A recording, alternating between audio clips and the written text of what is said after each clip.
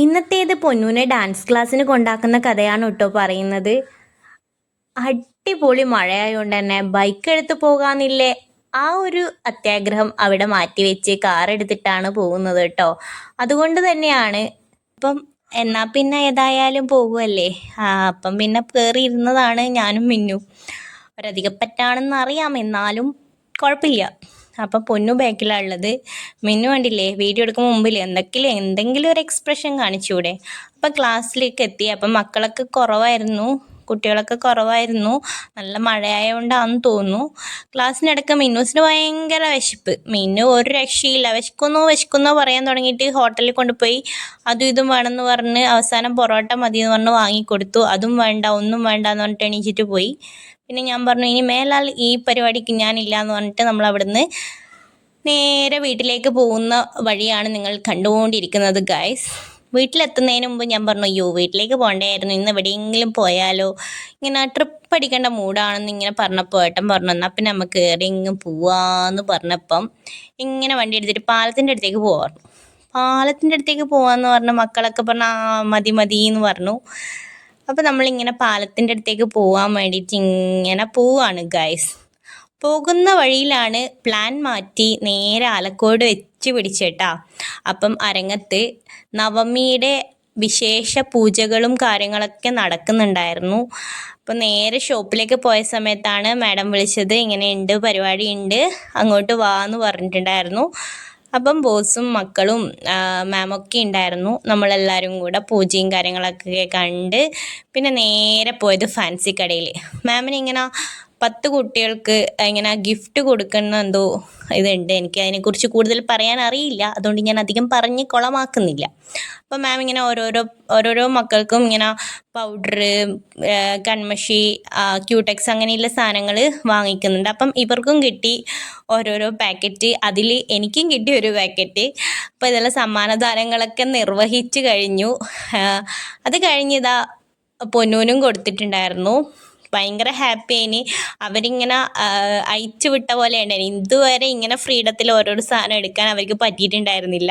ചേട്ടന്മാരൊന്നിച്ച് ഭയങ്കര കളിയായിരുന്നു ഇവിടുന്ന്, ഒരു രക്ഷയില്ലായിരുന്നു. അത് കഴിഞ്ഞ് നേരെ പോയത് ഹോട്ടലിലേക്കാണ് ഭക്ഷണം കഴിക്കാൻ. ഫുഡൊക്കെ ആക്കി വെച്ചിട്ടാണ് വന്നത്. ഒരു പ്ലാനിങ് ഇല്ലാതെ വന്നുകൊണ്ട് തന്നെ സത്യത്തിൽ മക്കൾ നല്ല വയറ് കുറച്ചിട്ടുണ്ടായതുകൊണ്ട് മക്കൾ അധികം ഒന്നും കഴിച്ചിട്ടുണ്ടായിരുന്നില്ല. ഭക്ഷണം കഴിച്ച് നേരെ ബോസിൻ്റെ വീട്ടിലേക്ക് പോയി. അവിടെ എത്തിയിട്ട് മാം നമ്മളിങ്ങനെ ഓരോരോ കാര്യങ്ങളൊക്കെ സംസാരിച്ചുകൊണ്ടിരിക്കുന്ന സമയത്താണ് എന്തുണ്ടായത്, മാമിൻ്റെ അമ്മ വിളിച്ചിട്ടുണ്ടായിരുന്നു. വിളിച്ചപ്പം പറഞ്ഞു ഇങ്ങനെ പിന്നെ മക്കൾക്ക് ഒരു കാല് പൂജിക്കുന്ന ഒരു ചടങ്ങ് ചെയ്യാൻ പറഞ്ഞു. അപ്പം വേഗം തന്നെ മാം ഒരു കേസരി ഉണ്ടാക്കി. ആദ്യമായിട്ടാണ് ഞാൻ കേസരി കഴിക്കുന്നതും കാണുന്നതും. അപ്പം ഞാൻ ഫസ്റ്റ് ടൈം കഴിച്ചു. അടിപൊളി ടേസ്റ്റ് ആയിരുന്നു, നല്ല രസമുണ്ടായിരുന്നു കേട്ടോ. അപ്പം അത് കഴിഞ്ഞിട്ട് മക്കൾക്ക് കൊടുത്തു. മധുരം കൊടുത്തു കഴിഞ്ഞിട്ടാണ് പോലും ഈ ഒരു ചടങ്ങ് ചെയ്യേണ്ടത്. ആ ചടങ്ങ് കാണാനുള്ള ഭയങ്കരമായിട്ടുള്ള എക്സൈറ്റ്മെൻറ്റിലാണ് ഞാൻ ഉണ്ടായത്. കാരണം ഞാൻ ഇതുവരെ ഇങ്ങനെയുള്ള ചടങ്ങുകളും കാര്യങ്ങളൊന്നും കാണാത്തതുകൊണ്ടും ഇതൊക്കെ ഭയങ്കരമായിട്ട് എൻജോയ് ചെയ്തിട്ടുണ്ടായിരുന്നു. അതുമാത്രമല്ല ഇതുണ്ടല്ലേ മാം ഓരോരോ കാര്യങ്ങൾ ചെയ്യുന്നത് എന്തൊരു ഇതിലാണ്. നമ്മൾ കേരളത്തിലുള്ളവർക്ക് ഇങ്ങനെയുള്ള കാര്യങ്ങളൊന്നും ഇല്ലയെന്ന് സത്യത്തിൽ ഇതിങ്ങനെ ചെയ്യുന്ന കണ്ടപ്പോൾ നമ്മൾ ശരിക്കും ഹിന്ദുക്കളായിട്ട് പോലും നമ്മൾ ഇങ്ങനെയുള്ള കാര്യങ്ങളൊന്നും ചെയ്യാറില്ല. ഇതൊക്കെ കാണുമ്പോഴാണ് വിശ്വാസം എന്നത് അത്രത്തോളം ഉണ്ട് എന്നത് ശരിക്കും മനസ്സിലാവുന്നത്.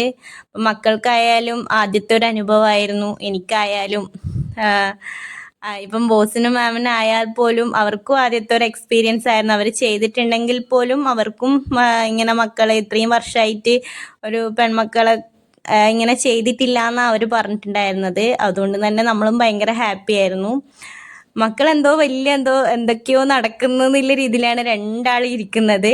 അത് കഴിഞ്ഞ് പിന്നെ അവരുടെ കളികളായിരുന്നു. എന്തോ കാൽപൂജ എന്ന് പറഞ്ഞപ്പം അതിന് കണക്കായ ഒരു പാത്രവും അതിലേക്ക് കാല് നനച്ച് കഴുകി ചെക്കിപ്പൂവൊക്കെ ഇട്ട് കുറിയൊക്കെ വെച്ച് എനിക്ക് സത്യത്തിൽ അതിശയം എന്ന രീതിയിലാണ് ഞാൻ നോക്കിക്കാണുന്നുണ്ടായത്. അതിനിടയ്ക്ക് മിന്നും ഉണ്ട് തൊട്ട് വെക്കുന്നുണ്ടായിന്, ഓരോന്ന് മിന്നും ചെയ്യുന്നുണ്ടായിന് കേട്ടാ. കാരണം ഇവർക്ക് ആദ്യമായിട്ടുള്ളൊരു അനുഭവമാണ്. എനക്കും അതെ, മാമിനും അതെ. മാം പറഞ്ഞു ഇത്രയും വർഷമായിട്ട് ഇവിടെ വന്നിട്ട് ആദ്യമായിട്ടാണ് ഇതിങ്ങനെ കാര്യങ്ങൾ ചെയ്യുന്നത് എന്ന് പറഞ്ഞിട്ടുണ്ടായിരുന്നു. അതൊരു ഭാഗ്യം. പരിപാടിയെല്ലാം നല്ല രീതിയിൽ നടക്കുന്നുണ്ട്. കാരണം ആദ്യമായിട്ട് കാണുന്നോണ്ടാണോ എന്നറിയില്ല, ഒത്തിരി ഇഷ്ടമായി ഇങ്ങനെയുള്ള ചടങ്ങെല്ലാം. നമ്മൾ ശരിക്കും കേരളീയർ ഇങ്ങനെയുള്ള കാര്യങ്ങളൊന്നും അധികം കണ്ടിട്ടില്ലാത്തതുകൊണ്ടും എനിക്കിതൊരു പുത്തൻ അറിവായതുകൊണ്ടും തന്നെ എനിക്ക് അത്യാവശ്യം എന്താ പറയുക, ഭയങ്കരമായിട്ട് വിശ്വാസം വരുന്ന പോലെ തോന്നിയിട്ടുണ്ടായിരുന്നു. വിശ്വാസം ഇല്ല എന്നല്ല, കുറച്ചും കൂടെ വിശ്വാസിയായ പോലെ. കാരണം മാം മഹാരാഷ്ട്ര ആയതുകൊണ്ട് തന്നെ അവര് പൂജകളും കാര്യങ്ങളൊക്കെ നമ്മളിൽ നിന്ന് തികച്ചും വ്യത്യസ്തമായിട്ടാണ്. ആ ഒരു വിളക്കിന്റെ പൂജാ റൂമിലുള്ള ആ ഒരു ദീപം കെടാതെ കാത്തു സൂക്ഷിക്കണം എന്ന ആ ഒരു ഇതുണ്ട്. അപ്പൊ അതൊക്കെ മാം ചെയ്യുന്നു. അതിനിടയ്ക്ക് ബിസിനസ്, അതിനിടയ്ക്ക് വീട്ടു ജോലി എല്ലാം കൂടെ മാനേജ് ചെയ്യുന്ന മാമിനെ സമ്മതിക്കണം. കാരണം എനിക്കിപ്പോൾ 2 പിള്ളേരെയും നോക്കി കാര്യങ്ങളൊക്കെ ചെയ്യുമ്പോൾ തന്നെ അയ്യോ എനിക്ക് പറ്റുന്നില്ല എന്നില്ലേ സ്ഥിരം പല്ലവി മാത്രമാണ്. മാം എന്ന് പറയുമ്പോൾ മാമിന് എന്നിട്ടും മാം ഇതൊക്കെ ചെയ്യുന്നില്ല. മാമിൻ്റെ അമ്മ പറഞ്ഞു ഇങ്ങനെ ചെയ്യുന്നു പറഞ്ഞുകൊണ്ടാണ് മാം ചെയ്തത്. മാമിന് അങ്ങനെ കൂടുതൽ അറിയില്ലായിരുന്നു തോന്നുന്നു.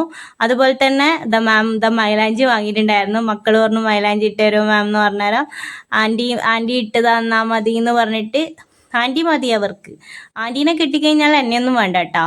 അപ്പോൾ ആൻറ്റി മൈലാഞ്ചിയൊക്കെ വെച്ച് കൊടുക്കുന്നുണ്ട്. ഇതാണ് മാമിൻ്റെ പൂജാ റൂം. കണ്ടില്ലേ, ഈ ഒരു ദീപമാണ് 9 ദിവസങ്ങളിൽ അവർ കാത്തു സൂക്ഷിച്ച് വെക്കുന്നത്. കെടാതെ വെക്കണം. അത് രാത്രിയായാലും പകലായാലും എപ്പോഴും ഒരു കാവല് പോലെ ഉണ്ടാവും. ഗണപതിയുടെ മുന്നിൽ കാണുന്ന കുഞ്ഞു കുഞ്ഞു പാത്രങ്ങളിലെല്ലാം ശർക്കരയും കൽക്കഷ്ണവും ഒക്കെ നേദിച്ചതായിരുന്നു ഗണപതിക്ക്. അത് കഴിഞ്ഞ് മിന്നൂസിനൊരാഗ്രഹം എനിക്കും കൂടെ ചെയ്യണം എന്ന് പറഞ്ഞിട്ട് മിന്നൂസ് ഇതെടുത്തിട്ട് മിന്നു പൊന്നൂന് ചെയ്ത് കൊടുക്കുന്നുണ്ട്. അത് കഴിഞ്ഞിട്ട് ഞാൻ വെച്ചു നിർത്തിന്ന്. അല്ല, അവള് നിർത്തിയിട്ടൊന്നുമില്ല, ആൻറ്റിക്കും ചെയ്തു തരണം എന്ന് പറഞ്ഞ് വാശിയായിരുന്നു. എന്നിട്ട് ആൻറ്റിക്കും ചെയ്ത് കൊടുത്തു കേട്ടോ. അപ്പോൾ ആൻറ്റിക്കും ഭയങ്കര ഹാപ്പിയായി. അപ്പോൾ ഇന്നത്തെ വീഡിയോ അത്രയേ ഉള്ളൂ. വീഡിയോസ് ഇഷ്ടമായ ലൈക്ക് ചെയ്യുക, സബ്സ്ക്രൈബ് ചെയ്യുക.